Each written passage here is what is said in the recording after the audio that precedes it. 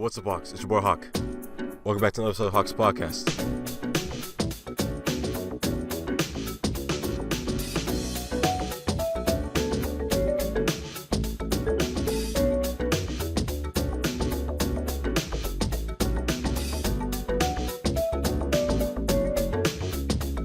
Let's go. Same. How we doing? Yeah. Let's go.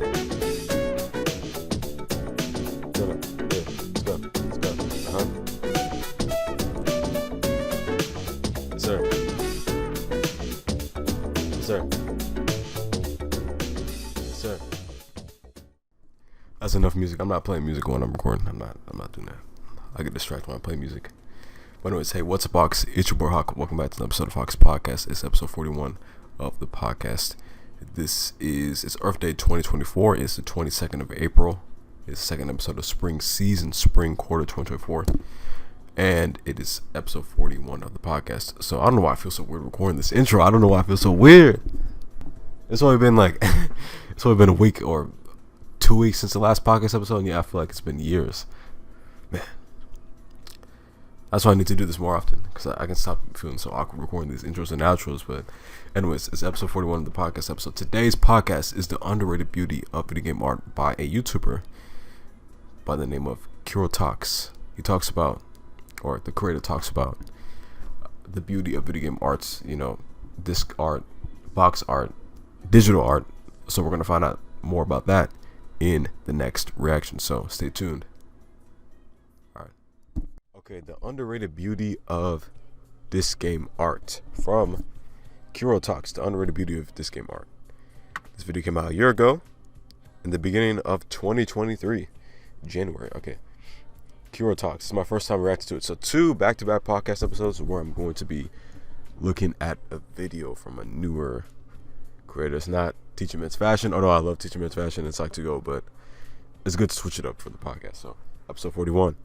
The underrated beauty of this game art. I thought this was going to be like a creative little watch, and I've seen a few videos. So the last podcast, that's my first time seeing a video from Easy Actually. That's my first time watching a video from Easy Actually. I've seen a few videos from Kiro Talks and I love them. So I thought, why don't I react to a video that I haven't seen for the first time live on the pod. So, all right. Underrated beauty of this game art.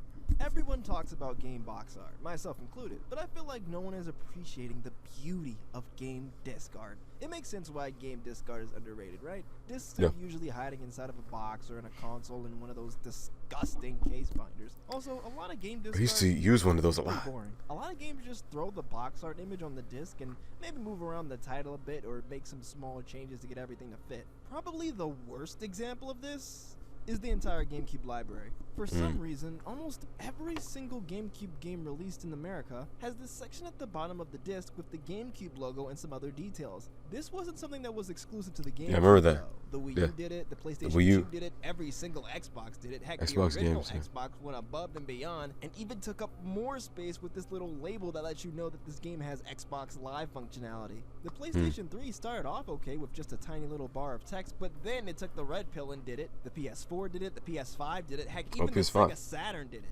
Do you really want to have something in common with the Sega Saturn? Nah, hey, maybe I'm just built different. Hold up. I'm pretty sure I don't need this big white label to tell me that Super Smash Bros. For Wii U is for the Wii U. Just do what the PlayStation 1 did and put the logo of the console on the side somewhere. Heck, Nintendo already knew how to do this because they did it with the Wii. It's perfect. It's not super obtrusive like a big label, and it lets little kids know what console this is for so they aren't jamming Mario Galaxy into their toaster. The first ever CD game console, the PC Engine CD-ROM got this right, so there isn't any excuse. The worst offender is definitely the GameCube, though. The 100%. GameCube disc is already fun size. Then you cover up almost half the disc with this label, and that's the thing. That's nostalgic. It's almost half. For some reason, it's just slightly off-center. RP Kiro? What, they just RP? couldn't be bothered covering up the last 10% of the disc? If you're gonna have an annoying label thing, at least make it symmetrical. Now I gotta deal with my eyes bleeding and my OCD. Every once in a while, you get a game that had a Yo, I haven't seen that cover art in a minute. Rare, you Yo. definitely saw these more than you would see, say, a different color Game Boy Advance cartridge. If I had to give a rough estimate, maybe like 1 in every 4 GameCube games would have a different colored label. That is, unless you live in Japan. As always, Nintendo saves all the fun for our friends in Save the all East, the 'cause fun. a ton of GameCube game discs had different unique colors. Look at the American Mario Sunshine Yo, disc versus Sunshine, the yeah. Japanese Mario Sunshine disc. In the American one, the clouds just awkwardly cut off. But in the Japanese one, they used a white label to make the label connect with the white clouds in the disc art. Oh, that's so that's way cool. better. They had so much more fun with the Japanese colorways. But that's not all. Not only did Japan get way cooler colorways, sometimes they wouldn't even have a label. They got full artwork. Pokemon XD Gale of Darkness has this crispy, spicy hot red and black art of That's Shadowluvia. fire. That's You hard. can see it in the American version, but you don't get that full effect. Sometimes the Japanese artwork was just completely different. The American version of Mario Party 6 is just a bunch of images of the characters. In the Japanese version of Mario Party 6, they used the game's day and night mechanic as a part of the disc art. Similarly, the American Mario Party 5 is once again just the characters standing there. But the Japanese one has this smooth, What game is baby this? blue background with a bullet bill flying out of the hole in the disc in a spiral pattern. It's so cool. This was one of my favorite types of game disc art, the ones that actually use the hole in the middle of the disc as a part of the artwork. In Metroid Prime Trilogy's disc art, they use the hole in the center of the disc as the barrel of Samus's arm cannon. To be fair, this is the same artwork they use for the box art, but it's one of the rare instances where the disc art actually uses it better.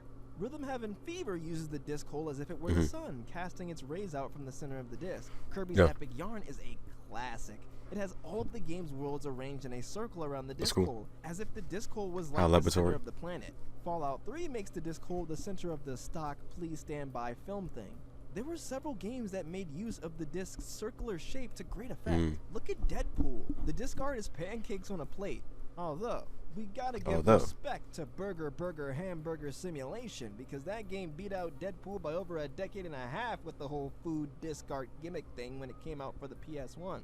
This game's disc art is the inside of a hamburger, and the second game, Burger 2 Hamburger Simulation, is the top of a hamburger.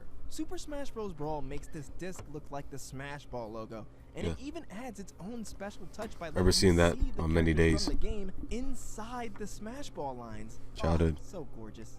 Jammer Lammy, a spin-off of the music series Parappa the Rapper, has its disc look like a vinyl record. Jet Set Radio is a coming similar soon. thing. The Japanese version of Jammer Lammy Jet has Set Radio, I the need to play that characters game again. standing on the disc hole, and even the European version has this cool rainbow vortex pattern coming from around the disc hole. Way of the Warrior for the Panasonic 3DO is this really striking looking yin and yang symbol with a blood red splatter on it that gives the symbol another swirly tomoe.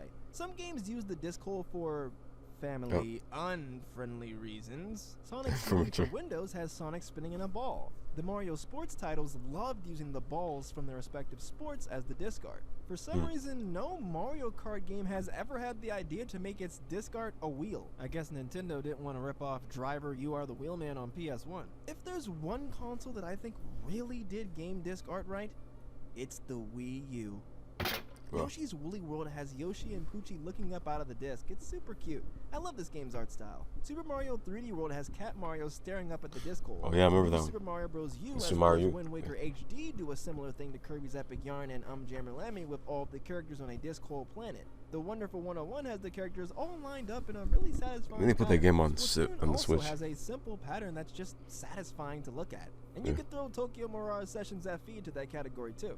Pikmin 3 has the Pikmin all positioned around the disc hole in this peaceful looking garden scene. Kirby and the Rainbow Curse has this multi-layered rainbow circle coming out of the disc hole, which makes it look like a cookie with frosting or maybe a jelly-filled donut. Back in the day when games would sometimes come on multiple discs, this allowed for some cool themes that made disc art that was not particularly amazing on its own look pretty in a set. Like how Resident Evil 2 has a disc for each of the two playable characters, Leon and Claire. The Japanese version of RE2, Biohazard 2, tries a little bit harder and makes Leon's disc a reverse colorway of Claire's color scheme.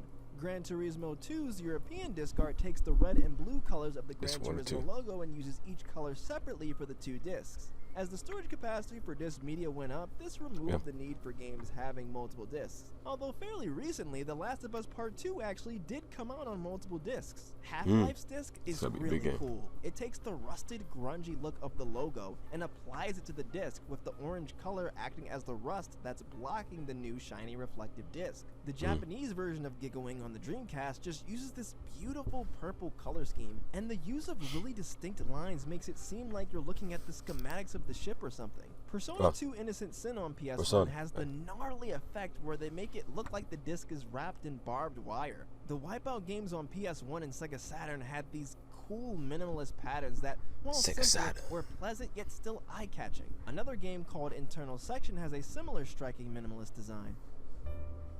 As we move away from CDs and physical media as a whole, it seems as though game disc art is starting to become a lost art. I mean, I'm not too mad about it. Optical storage sucks. Disc lasers aren't super reliable. Discs are magnets for smudges and scratches, not to 100%. Incredibly fragile. And I had to get 3 copies of Raw. Slow. Load times would be a nightmare on some games. Even back in the day, it was rare to even see your game discs unless you were someone who was constantly swapping between games.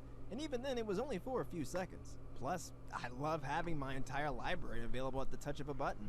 But I'd be lying if I said there wasn't a small part of me that will miss the beauty of game disc art. That was an amazing video. Shout out to Kiro Talks on that one. Yeah, man, just made me nostalgic seeing some of these cover arts like Super Smash Bros. Brawl. Like I said, towards the end of the video, I had to get like 3 copies of Brawl and even 3 copies of Melee because I used to play the game so many times. The good thing is the data will transfer over, so it doesn't matter as long as your data is in like a save, like a hard drive, or what's it, SD card? It's an SD card for Super Smash Bros. Brawl and a memory card for the GameCube. So for Brawl, it was the Wii, and then the GameCube was the memory card. So as long as your data is on there, even if you have to get a new copy of Brawl or Melee, you're good to go. You can still, have the same data as you had before and keep going. But yeah, man, I mean, because I have Steam now, and because, there's not really a need for physical media anymore, I mean, it's still necessary, but I mean, it's not, you don't have to do it. Yeah, the importance of disc game art and stuff like that has gone down, and, I mean, I really do appreciate disc game art, and it made me nostalgic seeing the Super Smash Bros. Brawl disc game art and the Melee disc game art, because, like, wow, this is, reminds me of, like, the late 2000s, early 2010s, when I was a little kid, so, hey, look, man. This is a great video from Kiro Talks. Shout out to Kiro Talks for this one. I'm gonna say that to the favorites, although I already did. Yeah, man, I don't have a favorite game art. Although there's a lot of fire ones, like the Persona 4 one. I bet Persona 4 on the disc, like golden. If it came out in physical, I think it would came out digital when it was re-released in 2020. That would look fire, and there's still some great video game arts. They're just not part of a disc anymore because the game's digital now, but you can still get it physical. Man, really made me appreciate video game art for sure.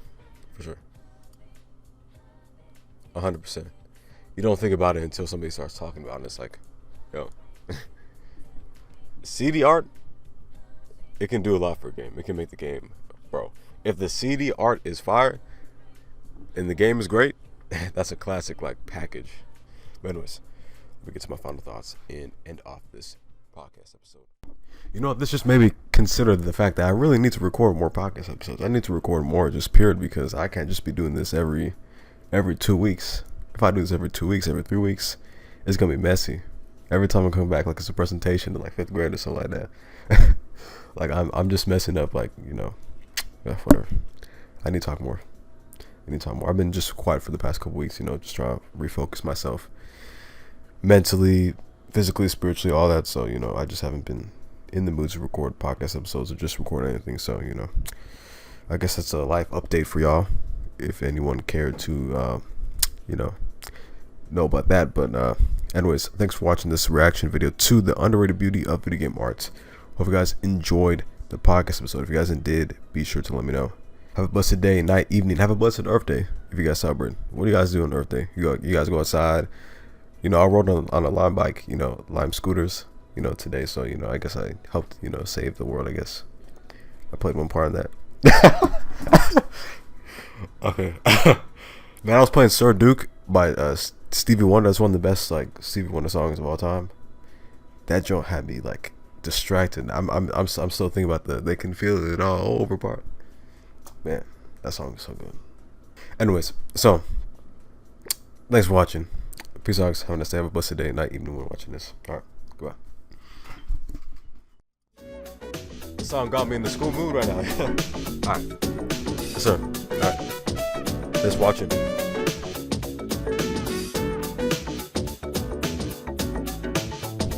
2K24.